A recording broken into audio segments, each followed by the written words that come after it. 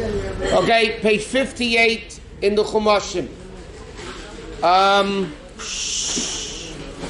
Perek Yud Gimel, Pasuk Aleph, 2, 4, 6 lines in the top of the page of 58. Story up to now, Avram comes down to Egypt because of the hunger. They take Sarah to Paro's house because they said she's only a sister, not his wife. And then Hashem punished Paro, and Avram became very, very wealthy because of it. And after Paro found out what the story was, he said to Avram, why did you lie to me? Why did you say what it is? So Avram Avinu didn't bother answering him, because here he didn't answer. Later on in Chumash he did. Because he knew Paro was very angry, and he said, okay, Paro wasn't expecting an answer. So he said, okay, you know what? You better get out of here. My people are immorally corrupt. They're immoral, they're corrupt. So Paro sent messengers with Avram and Sarah and the family to make sure they get out of Egypt safely. Okay, so now we're on Pasuk Aleph of chapter 13. Vayal Avram Mitzrayim, Avram went up from Egypt. Who went up? Hu v'ishtay v'chol ashalai, him, his wife, and everything that he had, meaning all the properties, which was, so to speak, to say the benefit of the Egyptians. They didn't take back all the gifts they gave him. Like we learned, they didn't take back all the gifts they gave him, even though they could have said, listen, bum deal, Mekach Tois, a mistaken deal. They let him keep the stuff. But Lech Lecha and Lech went together with him. They went towards the south. Okay? Now, here it says, Lech Lecha hanegba. Okay? Lech went with him. In earlier chapter, in Perek Yud Beis, Pasuk 4, it says like this, Vayelech itay Lech. Not imo, but ito. One time it says Vayal itay, and one time it says imay. Judge ito, yeah. So what does it mean? So the Malbim explains an interesting thing. Itay means subservient to him. Like S means secondary. Then Lech was an orphan. Why did Lech go out with Avram when he left? When he left the first time when he left, Lech went with him. He lost his father, he lost his mother, so he went to his uncle Avram, and he went with him. So then he was subservient to him. Now, Imay though means like an equal. Lech became wealthy on his own already, and he wasn't so subservient. So he went with him, not nullified to him, not secondary to him, but now Lot became his own person, so to speak. Question is, south, what do you mean south? I was going to say, south is Egypt? No. They said what it means is to the southern part of Eretz Yisrael. He went from Mitzrayim, went to the Negba. So the Mepharshim say clearly, to the southern part. So he's really going east. Right. But no, the Mepharshim ask, Rashi asks, even though Avraham Avinu was going from Egypt to Israel, he's going north. He's going north. Right, northward from Egypt to Israel. His destination was the southern part of Israel. So he has to go northeast. Right. Northeast he's going. Okay. But his destination was go to the south. To the south part of Israel. Yes. Gotcha. That makes sense. Okay, now, Avram covered ma'od. Avram was literally covered means heavy, but it doesn't mean he gained weight. It means he had a lot of possessions, heavy in money, in property. No, that's kavod, honor. Kaved, first of all, in Hebrew, kaved is a liver, by the way. Yeah. The liver in Hebrew is kaved. Yeah. And also, kaved means heavy. When you want to say somebody's heavy, you say they're kaved. Kavod is honor. It's a different word. Now, Avram became very wealthy, so to speak, and he was loaded up by mikna with cattle, by kesef, by zov, with gold and silver. He had a lot of bundles. Okay? He had abundance of wealth that was weighing him down. Now, why did Avram, it says Avram had to travel, also kaved, by the way, Rashi says, but also the Torah is saying you have to travel slowly. When you're by yourself, you move. You have animals and cattle and a family and everybody else. So obviously you're going much slower than before. So that's why the pasuk is saying he traveled slowly. What? I have a question. In those days, like Abraham, how did he get so wealthy? What did he do? Over there, Paro gave him a lot of gifts.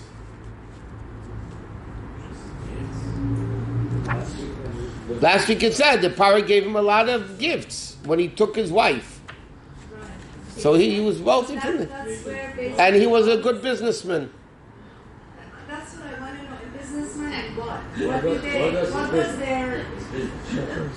Well, here he was, cattle, gold, and silver. Future. What? Why is it important? Commodities. To know that he was way down. Does it mean that those things weigh you down in life? Or what? That's a very interesting, in-depth, but Avraham Avinu didn't weigh down. Avraham Avinu was a tzaddik, he utilized it. The commentaries do say, and not over here, but the commentaries in different places say that Hashem makes great people wealthy, not because they're into the money. They're not into the money. Rabbi Yonanossi, who was super rich, on his deathbed, picked up his hand with a vow, and he said, I didn't benefit from this world even a small finger's worth. Okay? They didn't care about the money. Why does Hashem give them that much money they should be with? Because then other people respect them. For better or for worse, people respect people with money. Now, as other people in our show will tell you, that you see what God thinks about money, look who he gives it to. So you can think what God thinks about money. But the bottom line is, the tzaddikim, it says, by Avraham Avinu, by Moshe Rabbeinu, and all those people, why did Hashem make them wealthy? Avraham Avinu's role was spreading Yiddishkeit. Okay? That was his role. But Avraham Avinu, because he had money, then the nations respected him, and then he had an influence on them. That's what it says in many commentaries, why Hashem does it. Okay, so he went with a lot of gold and silver. Okay, then he said like this. Some Mepharshim say just simply, it could be he had a lot more animals and traded it for gold and silver because it's just easier to carry, whatever. But here's an interesting thing. Lech Lecha, he went back to his journeys, Minegev va'ad Beis Kel, from the south to Beis Kel, which was the name of the city, to the place where Avraham Avinu pitched his tent before he went down to Egypt. Bein Beisel bein Ai. Now, if you remember before we learned, remember I said that you liked that because he pitched his wife's tent first? Yeah. Okay. So Avraham Avinu, before he went down to Egypt for the hunger, Avraham Avinu was in a place called, he went Beis El Miyam Va'ai Mikedem. The pasuk earlier said he was in Beis El and Ai, these two cities, and he pitched his wife's tent, to his tent, his wife's tent both. So now the pasuk says, when he went back the same way he came. Back to the place where he put his tent from the beginning. Okay, now what does this mean? It says a person should not change their lodgings. It teaches us a lesson. The place where they stay. A person should always stay in the same place. We'll explain what this means in a minute. That means the only time you change your place is if there was harassment or anguish. Why? Because for two reasons. It's not good for you, and it's not good for your host. It's not good for you, the fact that you keep changing places. People say, what's wrong with this guy? He probably makes problems in each place, and therefore he has to go from place to place. And second, it's not good for the host. You going somewhere else means the first host is not good. They tell a very interesting story. There was once a great rabbi, before he became famous, came to a city. And there was a very wealthy man that would take in guests, but he only took in wealthy guests. And this rabbi was very unknown. So the rich man didn't take the guests, and therefore the rabbi stayed by another person in the city. A number of years later, the rabbi became very famous, and because of that he was wealthy, and so he once came back to that same city with a big carriage with 6 horses leading it. So the rich man said, "Oh, come to my house to stay. Now you'll stay in my house." So the rabbi told the servant, "Send the horses to the guy's house. I'm going to stay where I stayed last time." So the rich man came running. "What do you mean? You're not going to stay by me?" He said, "Listen, I didn't change since last time. The only thing that changed for me last time now is my horses. So you keep the horses, you'll take care of the horses, and I'll stay where I stayed last time." So it says, the Mefarshim explain, the Gemara, Rashi quotes in the Gemara, because it's not good, he will acquire a reputation hard to please, so therefore he's going from place to place, or he discredits the place of his lodgings. Did he keep the horses? I don't know. But another thing Rashi says, which is another remarkable thing. So one thing it teaches us, you stay in the same place. Okay, that doesn't mean if you go on vacation you have to stay in the same hotel. I mean, that's a different type of life then. Another thing Rashi says from the Medrash, that when Avram Avinu went to Egypt, he didn't have money yet. So he was on credit. They didn't have credit cards in those days. So the people trusted him. When he went back the same trip, the same way, the same places to pay the debt of what he owed for going there. This is Rashi says. But, okay, so he says, so the Mefarshim explain, as a commentator, it says like this. Why didn't Avraham Avinu have enough money? Didn't think Hashem took care of him? He's such a great tzaddik. Why didn't he have enough money to pay the debts on the way in? So they say Avraham Avinu had the money.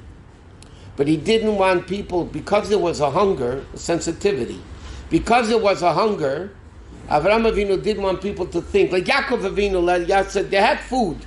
But Yaakov says, why do you have to show off that we have food? Go to Egypt and buy food. They didn't need to buy the food. But Yaakov said, everybody's suffering, what are we going to show that we're rich?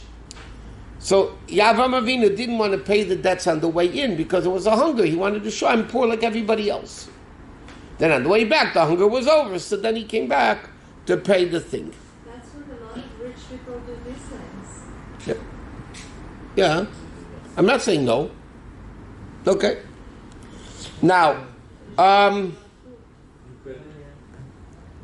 show that but the Musar Sfarim tell me a very interesting lesson. Avraham Avinu, going down was poor, coming back was rich.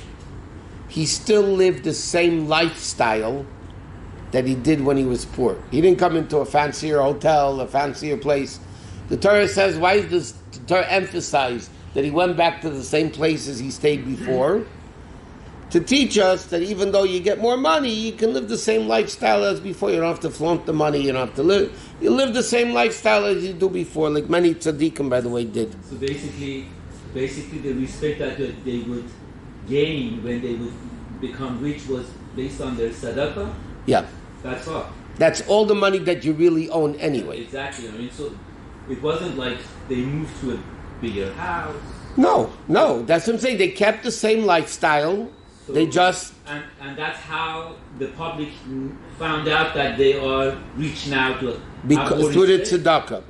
Yes. Through the tzedakah. No, it doesn't say the same thing by the Akedah, that Avraham and Yitzchak, when they went up and they came down, Yeah, it's the same thing, same concept. Okay. What? What if somebody has a bad host? So then it says, no, then the Gemara says you could change your host. There's an interesting Gemara in Bava Metzia. The Gemara says like this. If somebody loses something, you find a lost article. You only give it back if the guy gives a good identification. It's called a siman. You give a good identification. Unless if the person's a scholar. A Talmud Chacham who doesn't lie. The Gemara says like this. Talmud Chacham who doesn't lie. So if he says, it's mine, I recognize it. Sometimes, you could recognize something as yours, yet you can't identify it different than... But you can recognize it. It's called Tviyas Ayin in Hebrew. So, a tzaddik, if a person doesn't lie, then he's believed to say, I recognize this object as mine. So the Gemara says, what is the classification of a scholar who doesn't lie? He only lies in 3 things. You learned that? You know what the 3 are? I forgot. I know like one. Which one? Something by against. Yeah, that's the one I'm coming to now. One is if they ask him, did you learn a certain tractate? And he did, but he says, no, I didn't, because he doesn't want them to make him crazy about it. To see if you're like a Talmud. Yes, good. That's the one I just said. Yes, very good. And then the second one is about if he got drunk on pudding. What there's another thing. The third thing is What was the second one? nothing about getting drunk on pudding. The third thing is if a person was by a host, okay, and the guy did tremendous achnasas orchim, welcoming guests. He did good hospitality. And people ask the scholar, how is the hospitality in that place? He has a right to lie and say not so great. Why? Because you know how it works with the Jews? They're going to hear this guy had good hospitality. Everybody's going to... So he's allowed to lie. So this Gemara says if he lies only in these 3 things, then you believe him when he says it. But one of the things... Let me tell you a story. Yeah? There was once a priest went to a barber shop and he got a haircut. Afterwards, the priest says to him, what do I owe you? He says, no, for the cloth, for clergy, it's for free. Okay. The next day, another minister comes. Okay. He says, what do I owe you? No, for the cloth, nothing. The third day, a rabbi comes. Same thing, he takes a haircut for free. The next day, around the corner, Jews were lined up. For free, the Jews were lined up. So in that, we're speaking, not God forbid to speak bad about somebody. But if the person knows they're asking him because they want to take advantage of that person, then he's allowed to do what's called a white lie, so to speak.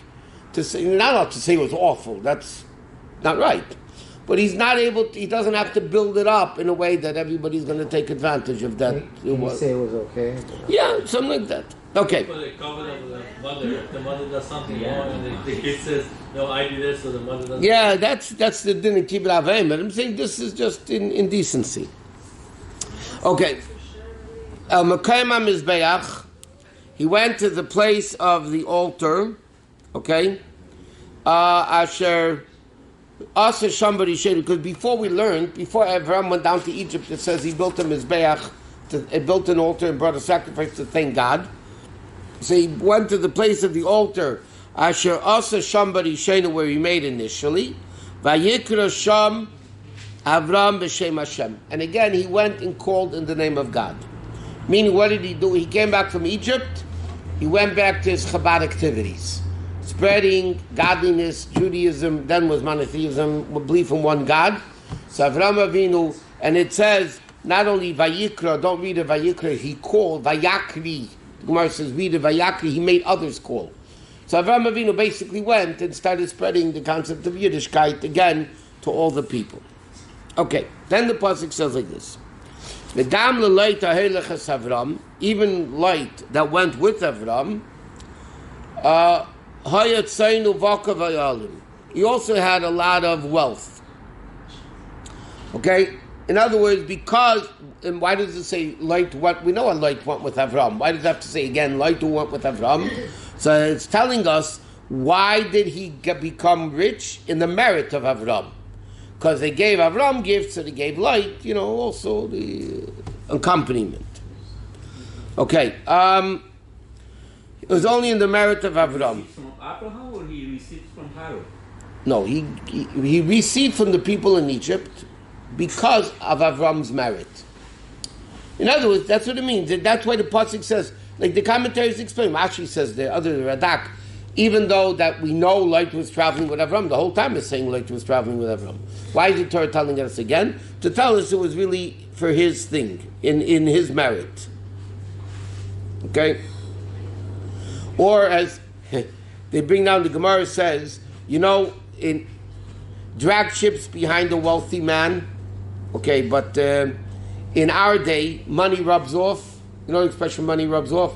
If you buy a rich guy, money rubs off. So that's what it means by light over here. He was by Avram, and therefore money rubbed off, so light also became wealthy. Okay, now, so he had tents and he had a lot of things. Okay, So he didn't have gold or silver though.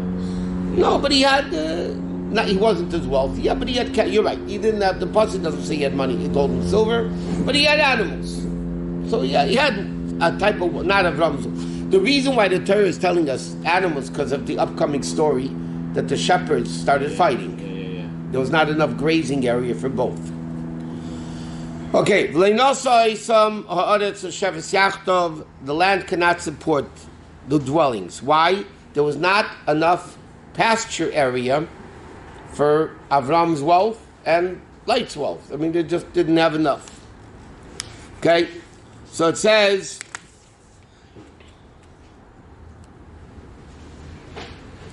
it's a very interesting commentary over here to ask the question, what do you mean?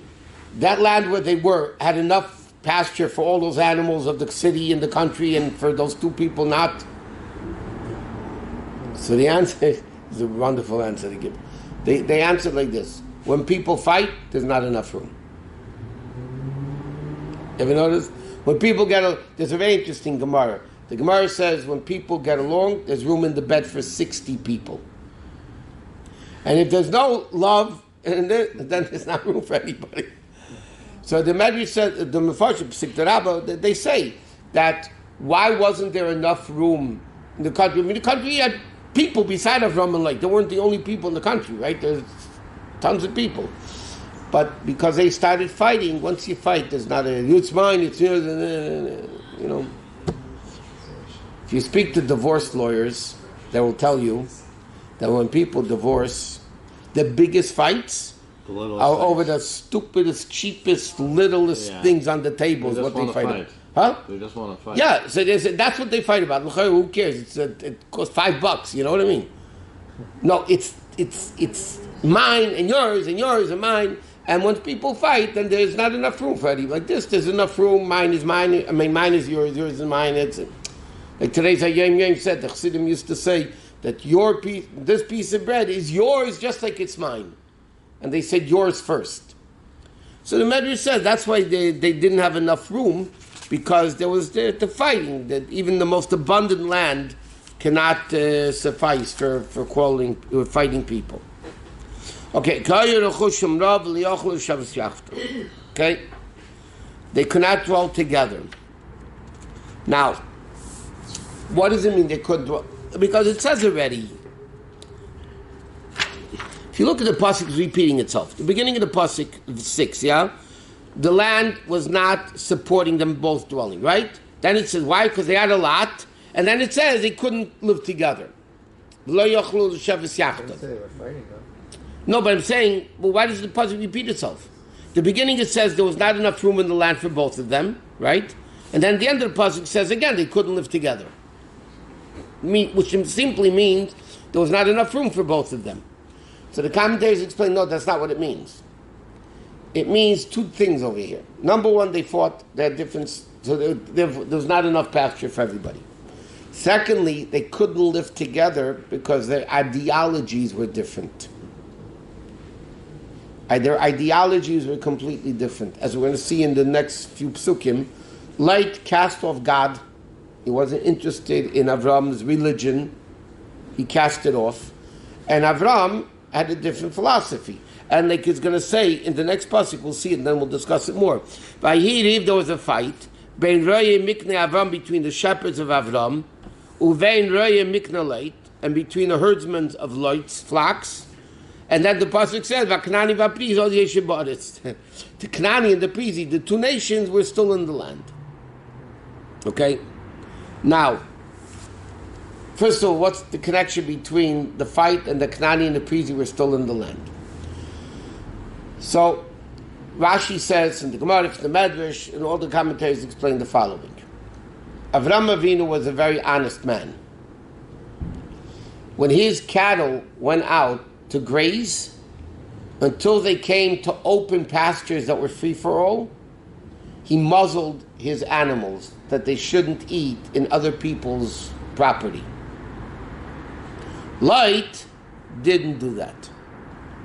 Lot let their cattle graze in other people's fields, which is basically in English called stealing. And Avram muzzled, as his shepherds, based on Avram's command, muzzled all the animals that they shouldn't be able to eat stolen stuff. The shepherds of Avram said to Lot, why are you doing this? You're stealing. Which was by the way, one of the 7 Noahide laws, is that you're not allowed to steal. Right? So they're telling Lot, the shepherds, why are you guys letting your cattle graze in other people? Stealing. So Lot said to them, Lot, the shepherd, said to them, listen, God gave this land already. God promised Avram Avinu the land of Canaan, right? The 7 nations. And Avram has no children. So who's going to inherit him? Lot. So they said it's ours already. That's why the pasuk says, "Vakdani vaprizi oz yoshim ba'aretz." It wasn't given to Avram yet. Who is still in the land now? Kanani, Prizi, from the 7 nations. They were still living in the land. Hashem promised Avram Avinu eventually. The Jewish people, when they come out of Egypt and then they go through the desert, then they're going to get the land of Israel. But Lot's people said, it's ours already, so it's not stealing. But the pasuk says it was stealing because it wasn't theirs yet. It was still the nation of Kanani and Prizi. And if that's the case, then it's not theirs. And that's what they were fighting.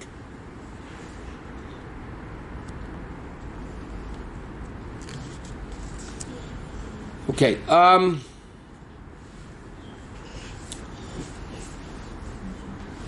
What? Oh, okay.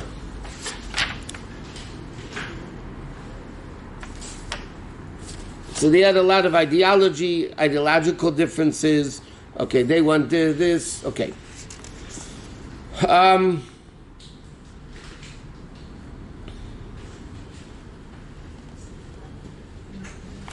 Now the Ramban explains over here.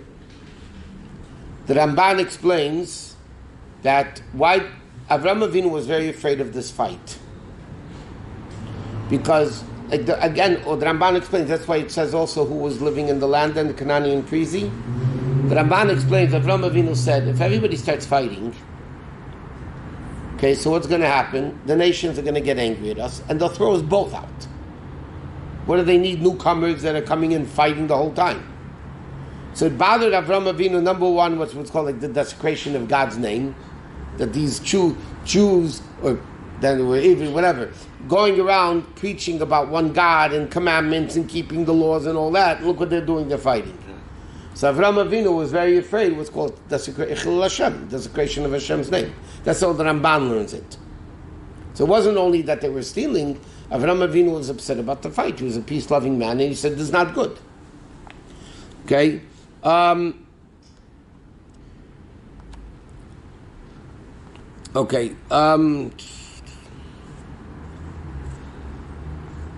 They were, the Mepharshim explained that also, the Kananis and Prizis, they were all nomads. They were moving all around the place. Therefore, later on, the Amorti came, and the other nations came, the Yevusis, and the other nations came. They were all nomads in those days, especially those nations. They were just wandering from place to place. They really didn't live in one place. That's why the pasuk says, Kanani or Prizi, then they were in the land. They happened to be there at that time when Avram and Lot came. But not like this, they were going all over the place. But they didn't have ownership since they were just moving around. They had no ownership, but they were moving around. But when they were there, they acquired the land. Where did you? Yeah.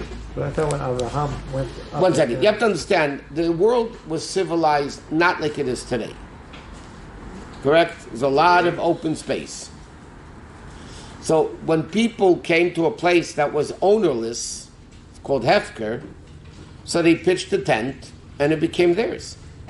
According to law, it became theirs. And if somebody would come and take away the land from them, that would be legal, even in the Noahide laws. That would be called stealing. So they weren't allowed to do. But what they acquired, it became theirs. It was there, it's theirs. So even nomads, when they came to a certain place, as long as they were there, it was theirs. Then they left, they let it again, free for all. So the next person that came, the next group or whatever it is, nation, they would, and in fact, the Ibn Ezra says that the Prizi, why would they call Prizi?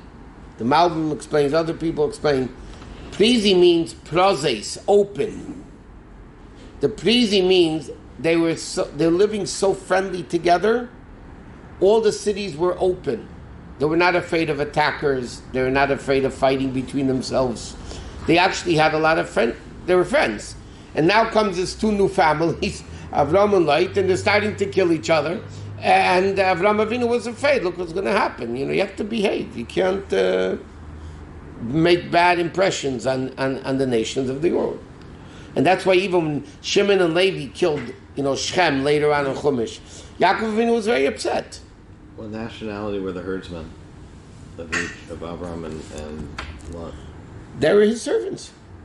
From Mitzrayim, wherever they came from. I mean, again, the Torah doesn't go into every detail. Obviously, Avram brought slaves, sold slaves. They negotiated. They worked. They had businesses. Okay, so Avram says to Lot the following. Listen, even though the Torah says, by the way, there was only fighting between the shepherds and shepherds. The Torah until now never mentioned that they were fighting, Avram and Lot himself, right? Here the Torah says, Avram said to him, let not there be a fight between me and you, okay? Between my shepherds and your shepherds, we're brothers. Okay? Even though they weren't brothers, Avram was Lot's nephew, but a person wouldn't hesitate, like Rashi mentioned before, when Avram said she's my sister because it was his brother's daughter. Lot, what did I say? I'm sorry.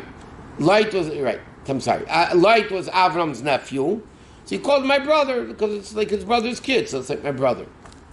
But there's another interesting medrash, Rashi quotes it also. What does it mean, Anashim achim anachnu? They looked identical. Avram and Lot looked alike. So Avram said, this is a big problem. There's a din later on in Chumash that a person who got capital punishment from the courts, from Beis Din, that they hang for a few minutes, they hung him up on a tree. After they killed him, they hung it up. And then the Torah says, you're not allowed to leave the dead body overnight on the tree. So later on in Chumash. So Rashi says, quotes the Medrash that says, what's the analogy? There was a king that had an identical twin who was a robber. The terrible man. And the robber was caught. Okay, and they hung him. Okay? So the king said, do me a favor, he looks like me, take him down, people shouldn't think that I, the king, was committed a sin and was hung. So in other words, take him down, I don't want people to think it's me. A Jew is created in the image of God, in the image of God.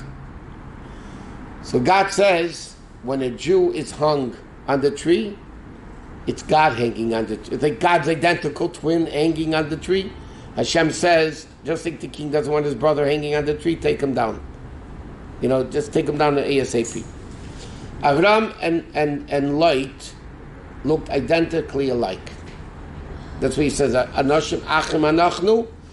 So therefore, in fact, we just learned this morning, before davening, the word ach, achais, achim, in the Gemara there's an expression, there was a weaving, Achve shel Alexandria of Egypt, there was a weaving, it's called Achve, It's a weaving of Egypt. They were very good. When there was a cut in the garment, they were able to weave it that you couldn't tell there was a cut. But over there, the Gemara uses the word achra, which is ach, brother, for the making it into one. So Avraham says, Anashim achim anachnu, we're like one person, meaning we look alike. So therefore, Avraham says, you know what? I can't have you hanging around me. Because when you do something wrong, they're going to think it's me. So you know what? Do me a favor. Get lost. Basically, he said in a nice way, you have to leave. We have to separate. We can't stay together anymore. As long, and there's a very interesting thing in education, by the way. A kid's a troublemaker in school. It happens. To the best of us, to the worst of us, to in between us. When do you throw a kid out? Because if you think about it, I'm talking about a Jewish school now, yeah? Some days you throw out a kid, he's going to go into a public school. Right? He's going to go into public school. And then he won't be religious. Right? Chances are that he won't be religious. So who's taking the responsibility of throwing out a kid? Right? So what are the guidelines? The Rebbe set up guidelines.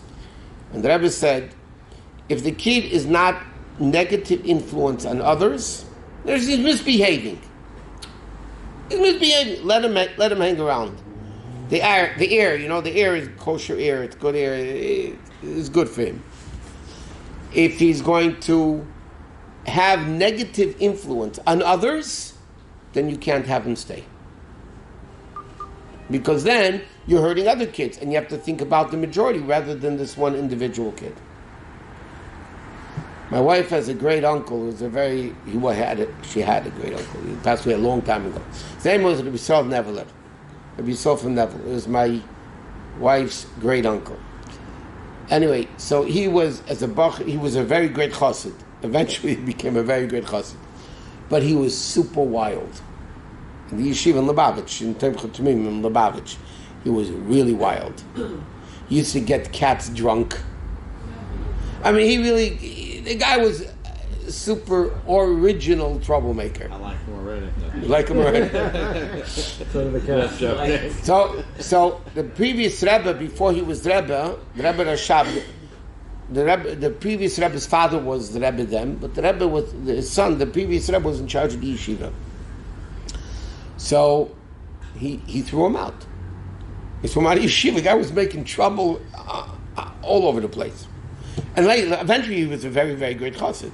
But in his youth, he was wild. By the way, in his old age, he was also wild. He was channeled, though, differently. Wild is wild. You just channel it differently. So he said, Rabbi Yisrael Neveler was thrown out. So he said he wants to put his case to the Rebbe Rashab, to the Rebbe, to the administrator's father. So he went. They let him. The kid had chutzpah. He was a bacher. He went to the Rebbe Rashab and he said, okay, you're going to throw me out of yeshiva. I want to know who's taking the responsibility of my spirituality. When you throw me out of yeshiva, what's going to happen to me? And it's not only me, because if I turn off, my kids are going to be off, and they're going to be off. And he says to the Rebbe, I want to know who's taking responsibility for you throwing me out of yeshiva. So you know what? The Rebbe Shab said, you're back in.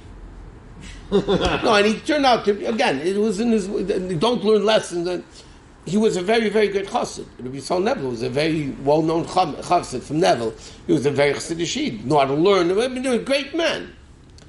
But, it was bringing out, you have to take responsibility, what's going to be. So Avraham Avinu said, what? He was smart. Yeah. At the same time. I told you, he was a very smart man. He had chutzpah and he was smart. Wild doesn't mean you're not smart. Usually wild means you are smart. Yeah. Anyway, so when Avraham Avinu was telling him, the light, you know what, we look alike, this is no good. It's not a good shidduch. We got to separate. So he says, listen, you got the whole land. Take wherever you want. He parted no Eloi, I beg you, please separate, from me. If you go left, ve'yamina, I will go right. Ve'yamina ayamin, and if you go to the right, va'as me'ila, I will simply means I'll go to the left. That's not exactly what it means, but that's the simple meaning of it. Okay? What? The fact that when you read this, you might not even realize that it's, if you don't know Avram and Sarah and you look at it, you just look like two people are just like arguing like that. It doesn't make it sound like Lot was starting up with Abraham. It looks more like they were just kind of starting up with each other. So that doesn't really, I don't know, I feel like it doesn't put Abraham in a very good light. Does it basically mean that it doesn't matter what the fight is about? It just, fighting is no good? Any fighting is no good. But look, why can't you just look at it a different way? He's saying, listen, wherever you want to go, you have your choice. Yeah, but there's more than that.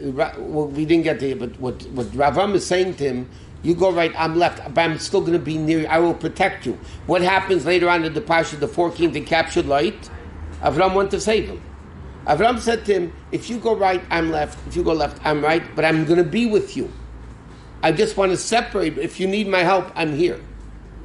Okay, that's number one. And no, that he said clearly. I mean, I'm not going to. There's something else I wanted to say. He's avoiding conflict, though.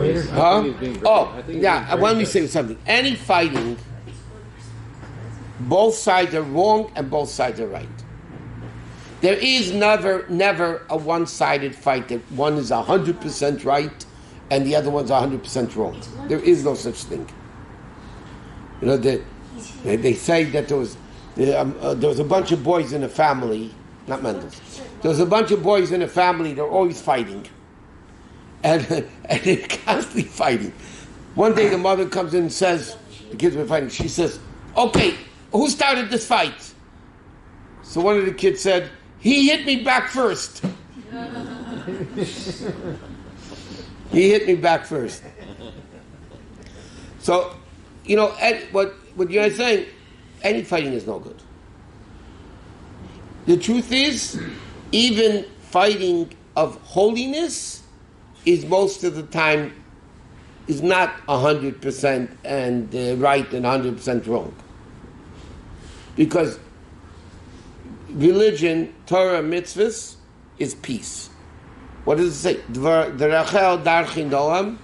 way the Torah is peace, sweet, and all the paths are showing peace. Any religious, even fight for religiosity, there is something wrong. Okay, because in real religion, you don't fight. So the reality is, and you can talk about this a lot, whatever. What? No, so going back to expelling that boy from the yeshiva, if he was a troublemaker. But he wasn't negative influence on others. But they're letting them go. They're not like, I'm with you, but just leave.